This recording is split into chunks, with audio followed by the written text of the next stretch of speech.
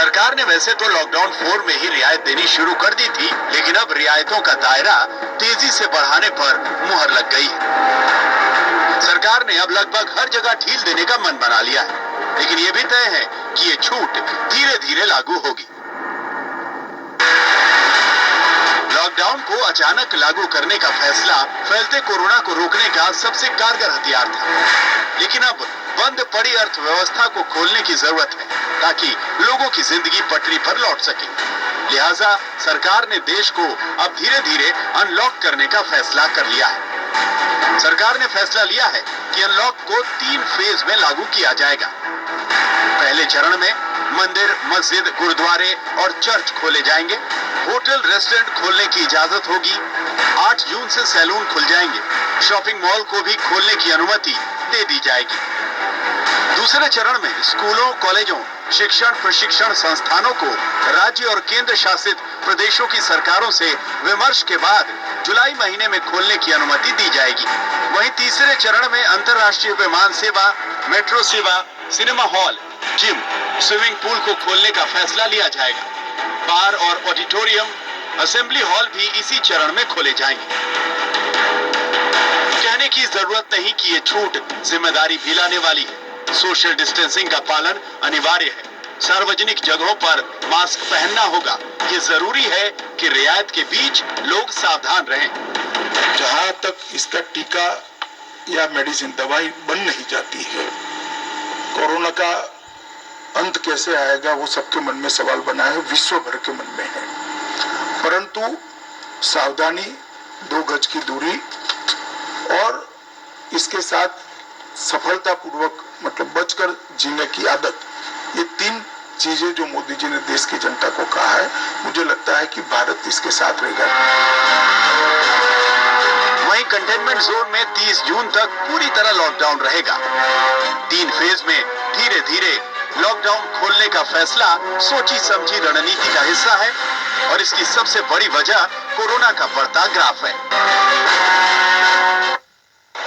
केंद्र सरकार ने अनलॉक 1 में धार्मिक स्थलों को खोलने की इजाजत दे दी है।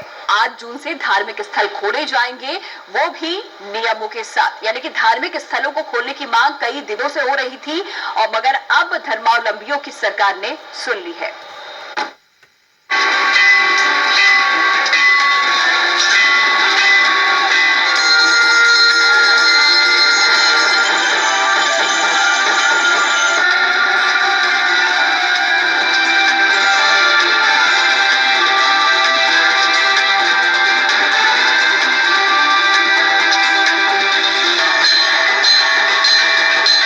मंदिरों में होगा मंत्रोच्चार, आरती के आलोक में चमकेगी आस्था, घंटों और शंखों की ध्वनि धर्म की पताका को लहराएगी। फिर से मस्जिदों से आएगी अजान की पाक आवाज, नमाजी मस्जिद में पढ़ेंगे नमाज। गुरुवाड़ियों से गूंजेंगे गुरुद्वारे, गुरुद्वारों में फिर से होगी अरदास।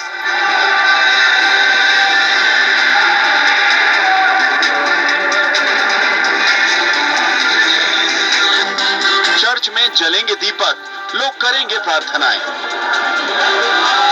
तो पूरे देश में 8 जून से धार्मिक स्थल खुल जाएंगे।